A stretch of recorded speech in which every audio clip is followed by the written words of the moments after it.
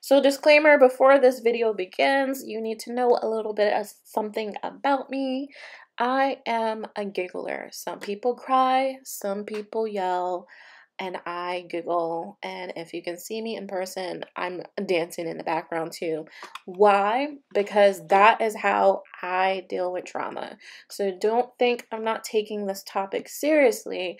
It's just how I deal with a serious matter. Because if I don't giggle, I cry, and no one wants to listen to me cry for 25 minutes. So I kind of wanted this video to be about, you know, what is, like, what religion am I? You know, who do I worship? You know, where do I belong in life?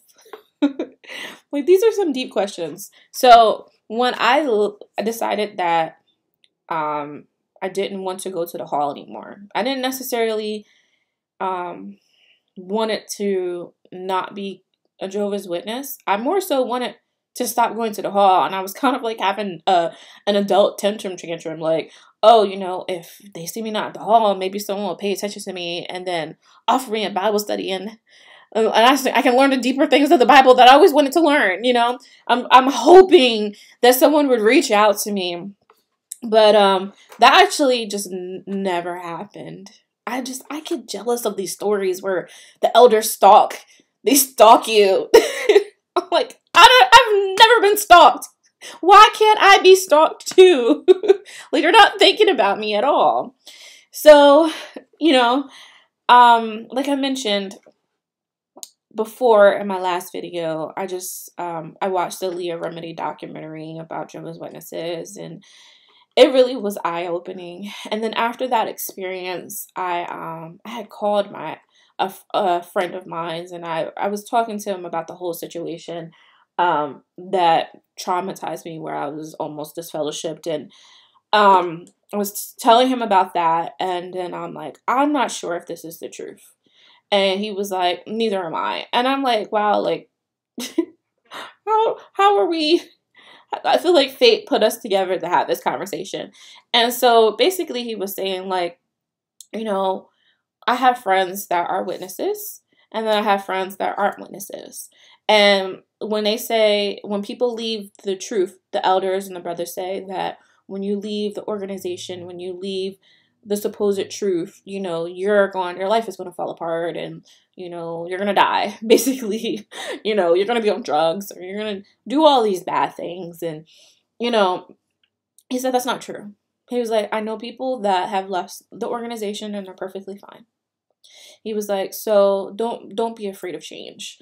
And now he's like, I don't know if he's like, I guess he's considered PMO, but like, he's not disfellowshipped or anything like that, but he's literally living his life. And it's easier for men to kind of make a stance in regards to, I'm not going to the hall anymore, because they'll just grow their facial hair out. And I'm like, oh, well, what kind of stance can I make? Like, I think my stance would just be getting my nose pierced or something like that, or, you know, even dyeing my hair a crazy color. That's kind of like more acceptable, depending on what kind of, where's your circuit at, or where your congregation at, and everything's on Zoom. So I'm like, I want to do something that like makes people like, oh, she's not going to the hall anymore. I think it's gonna be my nose pierced. I don't know. I think that's what it's gonna be. But anyway, so I'm like, okay, well, maybe he has a point. So when I'm telling you, every meet and night when it came around, I knew I just had to wean myself off. Like, I wanted to go to the hall so bad. My mom, there was like no reason for us to not be at the hall. Like, I remember I had terrible cramps, like period cramps, and my stomach was hurting me so bad. And I got myself together and I went to the hall, because I'm like, I want Jehovah to know how much I love him. You know, I want him to see how much I care about him. And I would go to the hall in pain, and I would go in the back in the bathroom, in the women's bathroom, where the nursing room, and I would just sit on the bench and lay across it. And I remember one sister that I really love, she came in the room. She was like, Helen, are you okay? And I'm like, oh, I have cramps. She's like, if I had cramps, I would have just stayed home. I'm like, that's an option? Like, that's the kind of witness I was. Like, you know, I would just go to the hall for like, no, like, and I didn't feel good. Like, I would just go because I wanted God to know how much I love him. Like, I'm coming here in pain, you know? There have been times, if you watch my previous video, I tell you, like, the elders, they do a terrible job with taking care of single families, with like single women and women with children, because there would be snowstorms, right? But it wouldn't be so bad, or ice storm. It wouldn't be so bad where we couldn't go anywhere for the day. So say if we had a 3 o'clock meeting, but it snowed the night before. So by the time 3 o'clock came around, the ice kind of melted and we can get on the road. But they would cancel the meeting. And then me and my mom would like shovel our driveway out and, you know, de-ice our car and get dressed for the meeting and show up to the hall and there'll be nobody there, kind of thing. And it hasn't happened just once. It happened like at least a handful of times where, you know, the brothers just forgot about my mother and I. And anyway, so all that being said, like I was dedicated with going to the hall. So when I decided I didn't want to go to the hall anymore, the pain in my chest, every meeting, Sunday meeting, Thursday meeting night, I would just feel so much pain in my chest. Like I need to be here. I need to be here. I need to go. But I was like de-brainwashing myself. Like I just knew after I'm like, they let these pedophiles in here. Like just something's not right. So, you know, I had called my friend, my girlfriend who was disfellowshipped at the time, and, you know, we started talking about the organization and it being a part of the Freemasons. And I feel like recently, maybe in the past, like, 3 years, like, there wasn't this many exjw stuff. Like, there wasn't, I don't even like calling y'all apostates because I don't feel like it's apostates. It's just people, you know, sharing trauma that they've experienced with a specific religion.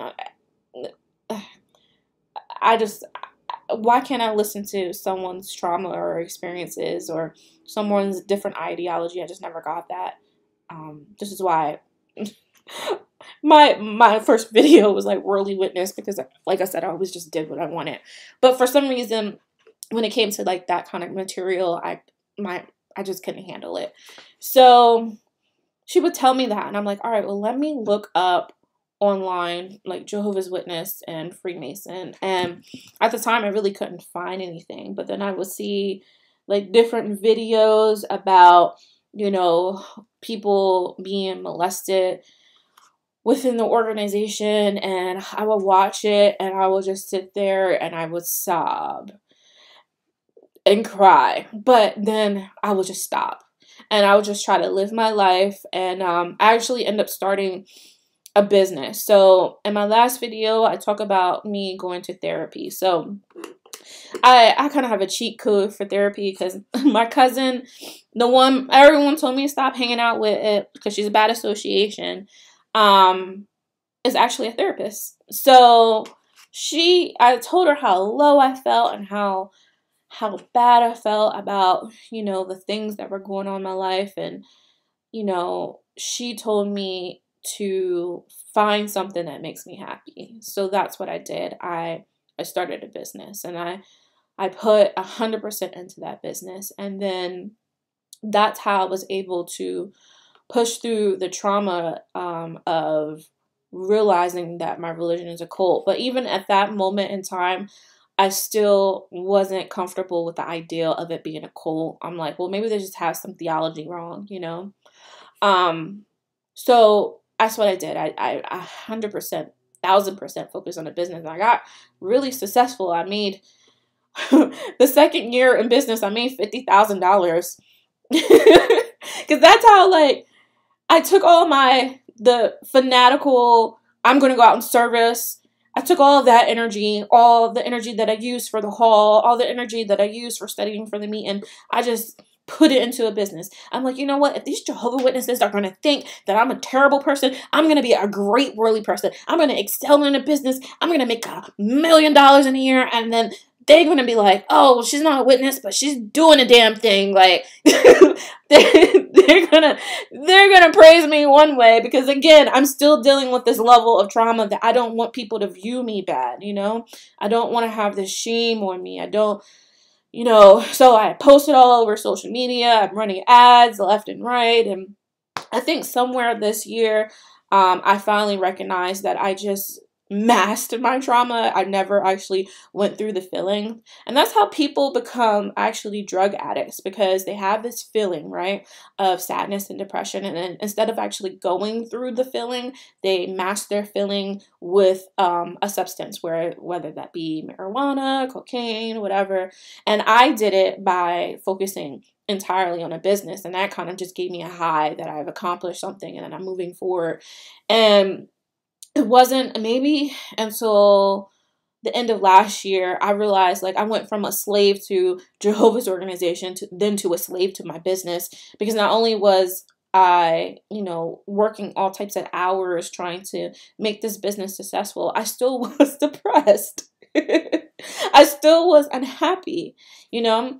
And in the meantime, you know, I'm talking to my friend who is now reinstated. She gets reinstated. Now, my friend has been disfellowshipped for at least 4 or 5 years, right? But she says she missed her family, so she got reinstated just to be around her family, but she didn't really want to be reinstated. She has a whole different ideology about religion, and we've talked about it. Our connections is on a spiritual basis, so she understands me, and I can say the weirdest things and tell her my dinosaur theology, and she doesn't look at me crazy, and she's just one of my best friends in the whole entire world. But anyway, so she was giving me more information about the witnesses and the theology and, you know, how it's wrong. And she would just plant a seed and not really give me a lot of information. But she inspired me to go and look up some things on my own. So I would say maybe last year, I kind of like really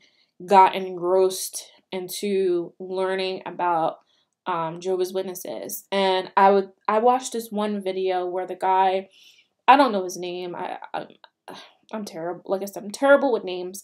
But he broke down the whole 1914 thing. Because I remember the watchtowers would come around and they'll talk about, you know, the sheep and the goat and the weed, and I had no idea what they were talking about. But when he broke it down, basically the world was supposed to end in 1914, then in 1925, then in 1975, and then the generation born in 1914 wasn't supposed to pass away, but then they all passed away, and then now it's an overlapping generation. And I'm like, oh, well, that's simply explained. I don't know why they couldn't just say it like that in the Watchtower. What if they said it? You know, for them to change the Watchtower, I jump around a lot. Just I hope you're following me. For them to change the Watchtower to make it more simplified for people to understand, I don't understand why that prophecy can't be broken down to the most simplistic level so the average Jehovah's Witness can understand it. Because most witnesses do not understand that prophecy at all. And because they are there for the emotion, I was there for the emotion. I'm sure my family is there for the emotion, for the feeling, for, you know, not necessarily for the information or even studying the information and make sure it's accurate. You know, why can't that prophecy be broken down simply, just like within that YouTube video? And then when I'm like, you know what, that actually sounds absolutely insane. And then the next video I watched, it was about, you know, Jesus not being our mediator. I'm like, well, no, the Bible says Jesus is our mediator. But according to the Watchtower Bible Tract Society, that the governing body is our mediator. You know, that was eye-opening for me. I'm like, Why don't I know this? Like, that should be printed at the very front of every watchtower, reminding me that if you want to join this religion, you have to, all your ideas about the Bible, all your thought patterns have to be based on what those men, the governing body, say that the Bible says. And even when I talk to my mom about it, I don't even, and my aunt, I talked to my mom, my aunt, and my cousin about that, and they don't comprehend that it's 8 people giving people information about what they believe God is saying or what they believe God is prophesying. They don't get that.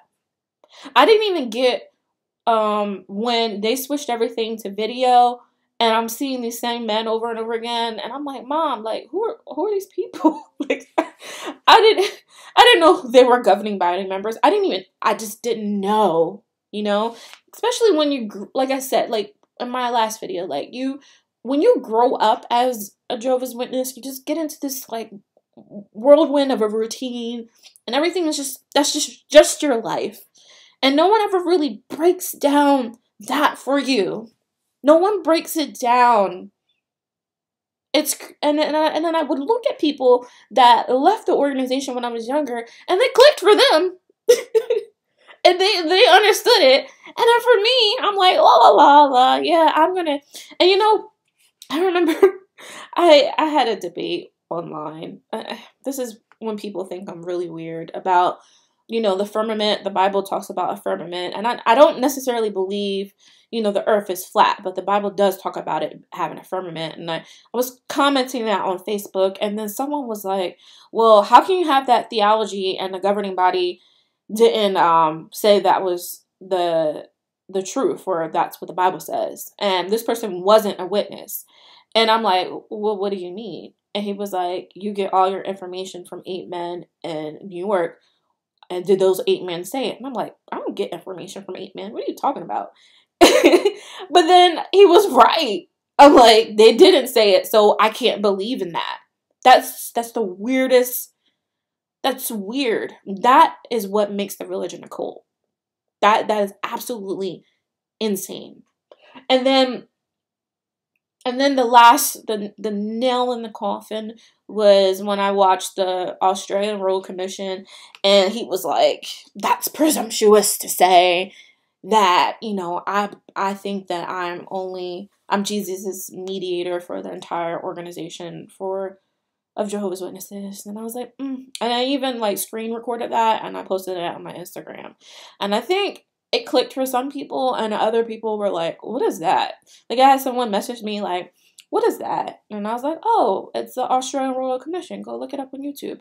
And then they messaged me, and they're like, oh, there's a bunch of apostate comments under it. And I'm like, you're not getting the point that the governing body said it was presumptuous for him to say that his organization is the only representative that speaks for God.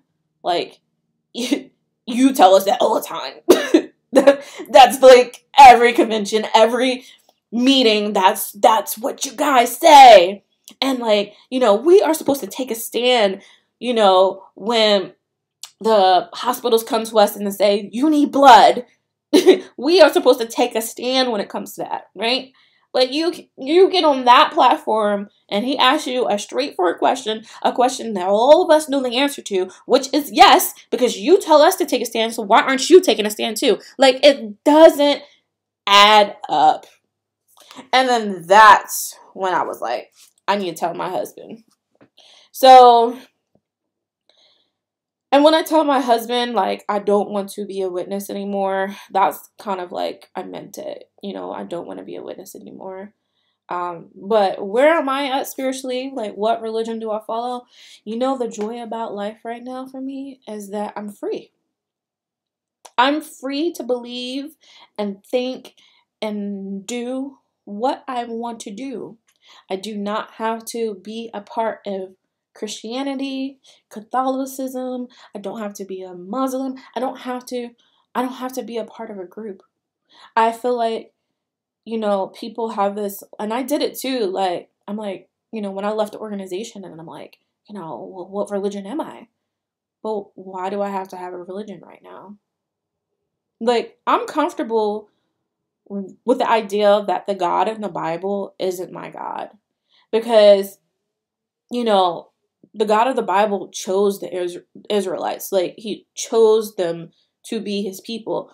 How do I know that that God in the Bible is my God? Is the God that I'm supposed to follow? I don't. Who told me that? Like, no one told me that. I don't believe it. Like, so, and like I said, I do believe in the spirit world. I know there's higher powers out there. And I know that for a fact from just things I've experienced it in my personal life. Those things do exist. But in regards to who I'm worshiping, I don't trust any God at this moment. Don't try to sell me no religion. Don't try to sell me anything. Just let me study. And that's where I'm at. I'm just studying. I'm just researching. I remember when I got really into this guy on YouTube, Rob Skiba, and his theology and how he breaks down the Nimrod and the Tower of Babel, and I got really excited. I digested all of his content, and then I followed him on Facebook, and then he was a Trump supporter. And as a black person, that's just like, you might as well just call me the N-word. And that crushed me. And I low-key, I think the governing bodies are Trump supporters too, because they say all the time, you know, you can't trust the propaganda, you can't trust the media, what they say. Isn't that what Trump says? Fake news? It's the same. It's the same thing. I mean, if you want to be a Trump supporter, that's all you. But as a black person within America, that's not. I don't need to explain anymore. But anyway, so I would just say, if you're leaving the organization, just breathe. Just do your research. Cry. Go through the emotion. You know, don't do stuff that is going to mask the emotion. Don't go and be what they want you to be. Don't go. And honestly, I know people express their sadness differently, or they're upset. Like, I really get turned off when I watch YouTube videos and people are just yelling at the camera or like being super sarcastic. Like, if you really want to help people understand that, you know, this is not the truth, this is not the true religion. Again, like, we were all taught to like show love. Like, that's our, especially if you grew up as a witness, like, be loving and understand that you were once that person. You know, I wholeheartedly would have given my life if they told me in a watchtower that I need to kill myself next week. I would have done it. But, and most of us would have done it, you know. So, you know, don't be, just be conscious of how you deliver stuff, you know, to other people. You know, it isn't your job to save everyone. You know, I would love to open my mom's eyes up, but like, will I really be helping her? You know, I don't think I would be helping her. She's got to see the religion for what it is, and if she doesn't want to, then she doesn't want to. It isn't my job to save her. Love her to death, but I can't save everybody. Right now, I gotta save myself and make sure I'm mentally stable and mentally insane and not break down every time I talk about, you know, my traumas and my issues. You know, I have to make sure I'm okay first. So that is what I recommend to you. Go get therapy. Go to study religious trauma. Go talk to a trusted friend or a family member that shares the same experiences as you, and digest. It took me years to get to this point where I can upload a video on YouTube and just share my thoughts, but I finally got to a point where, like, I'm okay. So that's it for this video. I rambled enough, but hopefully you find some level of encouragement from here.